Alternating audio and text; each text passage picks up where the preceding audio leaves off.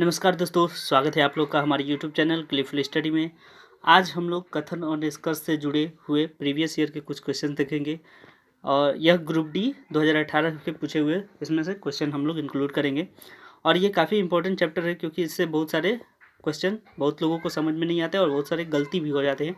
तो चलिए आज देखते हैं कि इसको कैसे करें ताकि पूरा करेक्ट हो। तो चलिए क्वेश्चन की तरफ बढ़ते हैं। तो देखिए ये एक क्वेश्चन है ग्रुप डी का। तो इसमें पूछ रहा है कि एंगल ए सी बी, ये वृत्त आपको दिख रहा होगा, इस वृत्त में ए सी बी का मान निकालना है। ठीक है, तो इस सर्कल में यहाँ पे दो एंगल बने हुए हैं, एक ये और एक ये। ठीक है, ये दोनों का मान बराबर होता है। ये एक परिमेय है, पता है आप लोगों को थ्योरम है कि जब भी औधे पर, किसी वृत्त के औधे पर जो कोण बनता है वो बराबर होता है। ठीक है, तो यानी कि ये दोनों फेस जो है वो दोनों एंगल जो है वो इक्वल होता है। ठीक है, बराबर होगा। तो x का हमको मान निकालना है। देखिए क्वेश्चन में हमको बोला है x का मान निकालिए। ठीक है, ए सी बी का मान यानी कि x का मान, और x का मान निकालने के लिए हमारे पास दो सूचनाएं दी हुई हैं। पहला नंबर कि सर्कल के अंदर में x का मान दिया हुआ और दूसरा d। तो d का मान यहाँ पे 60 दिया हुआ है। देखिए अगर इसका मान 60 है, इस d का मान 60 है, तो ये c का मान भी कितना होगा, 60 ही होगा। यानी कि हमको पहला नंबर भी चाहिए और दूसरा भी चाहिए, यानी कि दोनों ही चाहिए, तभी हम पता कर सकते हैं कि x का मान क्या होगा या एंगल ए सी बी का मान क्या होगा। ये पता करने के लिए हमको दोनों ही सूचनाएं जरूरी हैं। तो इसीलिए इसका आंसर क्या होगा, दोनों ही जरूर। तो देखिए यहाँ पे दोनों आंसर दिया हुआ है, 1 और 2। ठीक है, चलिए नेक्स्ट क्वेश्चन की तरफ बढ़ते हैं। तो देखिए अगला क्वेश्चन है, ये कथन और निष्कर्ष का है। इसमें लिखा है कि कोई गाय बिल्ली नहीं है। यानी कि यहाँ पे अगर हम गाय ये बनाते हैं, ये गाय का गोला है और कोई गाय बिल्ली नहीं, यानी कि बिल्ली का गोला जो है वो अलग होगा। ठीक है, ये गाय का है, ये गाय और ये बिल्ली। ठीक है, ये बिल्ली, ये दोनों का अलग अलग है। सभी बिल्लियों की मूछें हैं। ठीक है, तो ये जितने भी बिल्लियां हैं उन सब की क्या है, मूछें हैं। तो देखिए बिल्लियों की मूछें हैं, यानी कि बिल्लियां जो है अंदर घर में होंगी और उसके बाद मूछें जो है ऊपर होगी उनके। ठीक है, तो अब हमारा निष्कर्ष कहता है कि कुछ गायें बिल्लियां हैं। देखिए कुछ गायें बिल्लियां हैं, ये तो गलत है क्योंकि गाय और बिल्ली के बीच में कोई संबंध ही नहीं बन रहा है। ठीक है ना, तो यानी कि ये पहला तो गलत है। दूसरा है कुछ गायों की मूछें हैं। अब देखिए ये जो दूसरा नंबर निष्कर्ष है इससे हमको स्पष्ट नहीं है, या जो यहाँ पे लिखा हुआ है इससे स्पष्ट नहीं है। ये बिल्लियों की तो मूछें हैं, लेकिन ये जो स्टेटमेंट दिया है इसमें ये नहीं बताया कि गायों की भी मूछें हैं। तो इसका मतलब है कि ये भी गलत है। ठीक है, जब तक हमको स्पष्ट बताए नहीं तब तक हम अपने से नहीं मान सकते हैं कि वो सही है या गलत। यानी कि ये भी दोनों ही ऑप्शन गलत है। तो देखिए इसका निष्कर्ष जो निकलेगा, कोई अनुसरण नहीं करता, यानी दोनों गलत। ठीक है, कोई अनुसरण नहीं करता है। चलिए अब नेक्स्ट क्वेश्चन की ओर बढ़ते हैं। ये देखिए ये सवाल कह रहा है कि कुछ धातुएं लोहा है। अब देखिए कुछ धातुएं लोहा हैं, इसका मतलब हम लोग ये धातु बना दिए, तो इसमें कुछ को लोहा भी बनाना पड़ेगा। ठीक है, तो देखिए ये जो बीच वाला भाग है ना, ये भाग हमारा क्या है, कुछ वाला भाग है। यानी कि अगर ये लोहा है तो, और ये धातु है, तो इसमें बीच वाला दोनों को मिला के थोड़ा भाग। तो देखिए इसका निष्कर्ष ये हो सकता है अगर जनरल समझे तो, कि कुछ धातु लोहा भी है और कुछ लोहा धातु भी है। ठीक है, फिलहाल नेक्स्ट पढ़ते हैं और क्या लिखा है कि कुछ लोहा भारी है। कुछ लोहा भारी है, इसका मतलब हो सकता है कि भारी यहाँ पे भी हो सकता है। ठीक है, लेकिन जब तक क्लियर नहीं बोले कि धातुओं को लेके चलना है तब तक हम लोग उसको अलग मानेंगे। ठीक है, भारी को इधर मान लिए, भारी ये वाला है। ठीक है, तो कुछ धातु लोहा है और कुछ लोहा जो है भारी है। तो संबंध बताना है कि सभी लोहे धातुएं हैं। ये जो सभी लोहा, देखिए सभी लोहा तो नहीं है क्योंकि ये वाला लोहा का भाग, ये वाला जो भाग है वो भारी के अंदर नहीं आया है। ध्यान से देखिए, ये जो खाली स्थान है ये लोहा भारी के अंदर कहाँ आया, नहीं सॉरी धातु के अंदर नहीं आया, ना वो धातु के अंदर है और ना भारी के अंदर है। इसका मतलब है कि ये वाला गलत है। ठीक है। सभी लोहे धातुएं नहीं हैं, क्योंकि अगर सभी लोहे ऐसे अगर सभी लोहा धातु होते ना तो इस तरह से फिगर बनता, यानी कि ये 1 नंबर गलत हो गया। चलिए अब दूसरा देखते हैं। सभी भारी धातुएं हैं। सभी भारी, देखिए भारी का कनेक्शन जो है लोहा के संग है, धातु के संग तो है ही नहीं, इसका मतलब ये भी गलत, ठीक है, इसका मतलब ये भी गलत। तो देखिए क्या लिखा है इसका आंसर, ये कोई भी निष्कर्ष अनुसरण नहीं करता है, ठीक है। तो यहाँ से आप समझ सकते हैं छोटे छोटे डायग्राम बना के कि बहुत आसान होता है, इसमें अक्सर लड़कों का गलती होता है। तो कोशिश करिए कि समझने को, कंसेप्ट समझ जाइएगा, फिर दिक्कत नहीं होगी। चलिए नेक्स्ट क्वेश्चन पे चलते हैं। इसमें क्या कह रहा है कि सभी कारें जीप हैं। तो पहले जीप बनाते हैं, फिर उसके बाद सभी कारें, देखिए पहले कार का बात किया है तो सबसे पहले हम लोग को कार बनाना होगा। तो यहाँ पे पहले कार का बात किया है तो कार पहले बना दिए, और ये सभी कारें, जितने भी कारें हैं वो सब क्या है, जीप हैं। तो यानी कि इसको हम लोग जीप से ढक देंगे, ठीक है। चलिए अब बोला है सभी जीप 4 पहिया हैं, यानी कि जितने भी जीप हैं वो सब 4 पहिया हैं, तो इनको 4 से ढक दिए, ठीक है। अब देखिए अब हमारा निष्कर्ष क्या कहता है कि सभी 4 पहिया कारें हैं। जितने भी 4 पहिया हैं, देखिए जो यहाँ पे है, यहाँ पे है, ये सब क्या है, 4 पहिया है। तो ये लोग क्या कार है? नहीं, कार बस इतना दूर में ही है, ठीक है। ये जो एरिया घेरा है बस इतना दूर ही कार है, ये वाला एरिया में कार नहीं है, इधर भी कार नहीं है, यानी कि ये तो गलत हो गया, ठीक है, ये ऑप्शन गलत। तो चलिए अब दूसरा देखते हैं।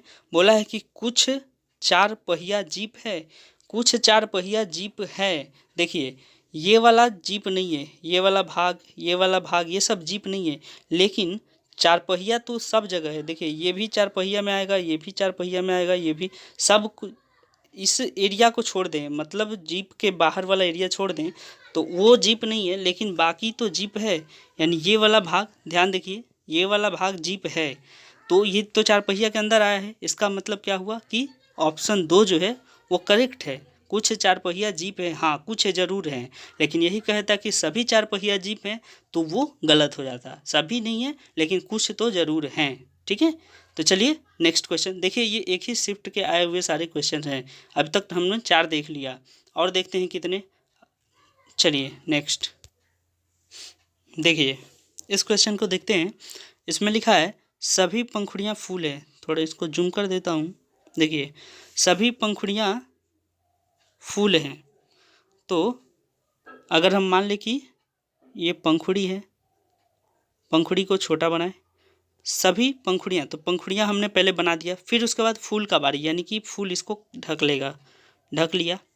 फिर कहता है कि सभी पंखुड़ियाँ पीली हैं। अब देखिए यहाँ पे थोड़ा सा हम लोग को डायग्राम बड़ा बनाना पड़ेगा, क्योंकि कह रहा है कुछ अलग। देखिए कह रहा है पंखुड़ियाँ फूल है, यहाँ तक हो गया। दूसरा कह रहा है कि पंखुड़ियाँ पीली हैं, सभी पंखुड़ियाँ, यानी कि सभी पंखुड़ियाँ पीली है। इसके 2 सिचुएशन बन सकते हैं, ठीक है। तो एक तो कि ऐसे हो सकता है कि हमने पीला को पीला से कवर कर दिया, ठीक है, या दूसरा हो सकता है कि पीला अंदर रहेगा, उसके बाद फूल रहेगा, और उसके बाद फिर पीला हम लोग देंगे, यानी पहले पंखुड़ियाँ फिर फूल फिर पीला। या ऐसे हो सकता है कि पहले पीला, फिर पहले पंखुड़ियाँ, फिर फूल, फिर पंखुड़ी, पहले पंखुड़ी, फिर उसके बाद पीला इसमें, और इसके बाद हम लोग ये फूल, ठीक है। इसमें फूल हमने लास्ट में माना, इसमें पीला को हमने लास्ट में माना। तो ये दोनों ही केस संभव है। अब देखते हैं कि और आगे क्या कह रहा है कि सभी पीले फूल हैं, सभी पीले जो हैं वो फूल हैं। देखिए यानी कि पहला नंबर हमारा करेक्ट हुआ है, ठीक है। फूल बाहर है तो यानी कि सभी पीले फूल है, तो पहला वाला करेक्ट है। तो चलिए देखते हैं उसके हिसाब से और क्या कह रहा है। देखिए अब कह रहा है कि सभी पीले, यानी ये करेक्ट है हमारा, ये फूल है और ये पीला है अंदर वाला, ठीक है।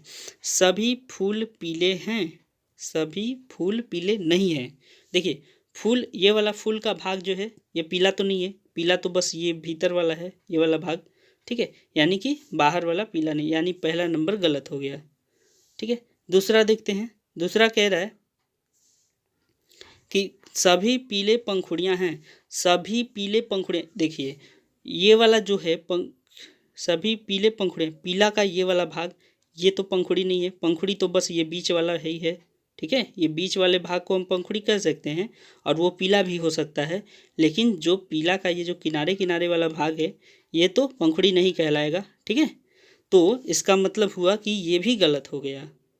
ध्यान से इसको समझ लीजिएगा। ठीक है, कि जो बीच वाला भाग है वो ये जैसे पंखुड़ी का जो ये बीच किनारे किनारे जो दिख रहा है, पंखुड़ी को जो घेरा हुआ है वो तो पंखुड़ी कहलाएगा, लेकिन पंखुड़ी के जो बाहर पीला वाला जो ये जो क्षेत्र है ये तो पीला कहलाएगा लेकिन पंखुड़ी नहीं कहलाएगा। इस हिसाब से हमारा ये ऑप्शन भी गलत हो जा रहा है। सभी पीले पंखुड़ियाँ नहीं है, सभी पंखुड़ियाँ पीले हैं, ये करेक्ट है। ठीक है, तो इसको बड़े ध्यान से समझिएगा। चलिए नेक्स्ट।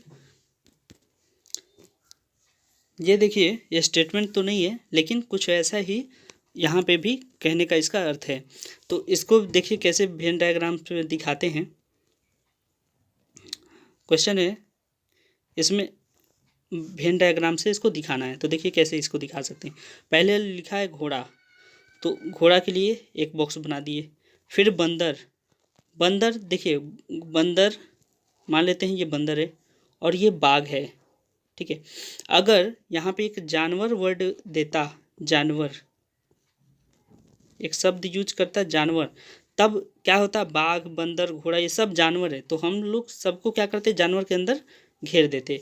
लेकिन यहाँ पे इन तीनों में कोई समानता नहीं है। क्या हम कुछ घोड़ा को कुछ बाघ कह सकते हैं? नहीं कह सकते। ठीक है, फिर उसी तरह बंदर को कुछ बंदर को हम लोग कुछ घोड़ा भी नहीं कह सकते, यानी कि इन तीनों में कोई समानता नहीं है। और जब कोई समानता ना हो तो इसलिए ये तीनों अलग अलग, ये ऑप्शन बी दिया हुआ है। ठीक है, ये इसी के कारण, समझ गए। चलिए नेक्स्ट क्वेश्चन पे चलते हैं। देखिए इस वेन डायग्राम को देखते हैं। इसमें कह रहा है व्हेल, शिप और ओशन। व्हेल का मतलब व्हेल मछली, ठीक है, और शिप का जहाज, और ये ओशन यानी कि समुद्र। ठीक है, तो ये समुद्र हो गया, समुद्र हो गया, और ये जहाज हो गया, और ये हो गया व्हेल मछली। ठीक है, व्हेल मछली। तो तीनों में समानता बतानी है। देखिए समुद्र के अंदर जहाज भी चलते हैं और व्हेल भी रहती है, यानी कि समुद्र हम बड़ा अगर खींचें तो व्हेल और ये जहाज। अब बताइए क्या व्हेल और जहाज में कोई अंतर है, समानता है? अगर व्हेल और जहाज में समानता रहता तो हम इसको ऐसे भी लिख सकते थे, लेकिन यहाँ कोई समानता नहीं है, इसलिए हमारा ये डायग्राम उचित है। ठीक है, तो देखते हैं इसका आंसर क्या है। जी, यही आंसर दिया हुआ है कि इसका इसी तरह से होगा। ठीक है, तो समझ में आया होगा। चलिए नेक्स्ट क्वेश्चन पे चलते हैं हम लोग। देखिए एक वेन डायग्राम यहाँ भी दिया है, कह रहा है कि वेन आरेख से संबंध बताइए कि किसमें क्या संबंध है। तो पहले हम लोग क्या करेंगे, यहाँ लिखा हुआ है बटन, पेन और कमीज। ठीक है, तो हम लोग कैसे इसको कर सकते हैं। कमीज जो शर्ट होता है, शर्ट के अंदर कमीज होती, बटन होता है, यानी कि ये हमारा कुर्ता है, कुर्ते के अंदर में बटन होता है। लेकिन पेन, पेन तो बिल्कुल अलग चीज़ है ना, पेन हमारा लिखने का चीज़ है, वो उसमें उसका संबंध तो हमारे शर्ट से कोई है नहीं, संबंध कुछ नहीं है, तो इसीलिए यही डायग्राम होना चाहिए। चलिए इसका आंसर देखते हैं। आंसर डी, जी वही दिया है कि पेन को अलग रखा है और कमीज के अंदर इसको बटन को रखा है। ठीक है, तो ये सब क्वेश्चन है। चलिए नेक्स्ट क्वेश्चन और देखते हैं कुछ। देखिए इस क्वेश्चन को देखते हैं। लिखा हुआ है what is the value of theta. हमारे पास दो इन्फॉर्मेशन दिया हुआ है 1 और 2। तो थीटा का वैल्यू निकालने के लिए हमको पता है, हम लोग जानते हैं कि यहाँ पे जो ये वाला एंगल होता है उसका डबल होता है, यहाँ पे केंद्र पे जो बना हुआ कोण होता है वो डबल होता है यहाँ का। ठीक ठीक है, यानी एंगल सी का डबल होगा ओ। तो अगर सी का वैल्यू 30 दिया है 30, तो थीटा का मान कितना होगा 60। ठीक है, ये डबल होता है। तो हम लोगों का आंसर पहले से ही आ गया। ठीक है, पहला नंबर इन्फॉर्मेशन से। दूसरा में दिया है 0 और थीटा के बीच में 0 और 90 के बीच में थीटा होगा। इससे बात तो सही आया है, 0 और 90 के बीच में है 60 डिग्री। लेकिन इससे हम लोग क्या निकाल सकते हैं, अगर मान लीजिए एक नंबर को हम लोग हटा देते हैं, एक नंबर मान लीजिए नहीं दिया, तो क्या केवल इतना देने से हम लोग निकाल पाएंगे थीटा का मान? नहीं, उसका संभावना ही नहीं। और वैसे भी इसका कोई काम नहीं आया इसका निकालने में, पहले वाले का इसने कोई हेल्प नहीं किया, कोई मदद नहीं किया। तो क्या कर सकते हैं, ये वाला हमारा किसी काम का नहीं है। ठीक है, तो इसलिए ये बेकार है, यानी हमारा जो इन्फॉर्मेशन मिला है पहले से ही, तो इसलिए ये क्या है, पहला नंबर सही है। देखिए, ओनली वन इज़ सफिशिएंट। ठीक है, तो इस तरह से वेन डायग्राम से रिलेटेड और कथन निष्कर्ष सब कुछ मिलाकर इस तरह का स्टेटमेंट दे रहा है। तो बहुत ध्यान से इसको करिए, क्योंकि एक शिफ्ट में 7-8, इसमें तो मैंने वो स्टेटमेंट वाला इंक्लूड नहीं किया क्योंकि वो थोड़ा ज़्यादा हो जाता। पहले आप लोग ये सीख लीजिए, उसके बाद स्टेटमेंट भी करेंगे। तो इसलिए ये बहुत इंपॉर्टेंट है, इसको कोशिश करिए कि जल्द अच्छा से समझ जाए, ताकि 4-5 क्वेश्चन आपके बन जाएँ। तो चलिए फ्रेंड, देखने के लिए धन्यवाद। अगले वीडियो में हम लोग फिर आएंगे दूसरे और भी नए नए क्वेश्चन लेकर, और ये सारे ऑफिशियल पेपर हैं, तो इसको बनाते रहिए, प्रैक्टिस करिए। इसका PDF आपको लिंक में मिल जाएगा, तो आप इसको प्रैक्टिस कर सकते हैं। चलिए, देखने के लिए थैंक यू, और चैनल को सब्सक्राइब लाइक ज़रूर करें। धन्यवाद।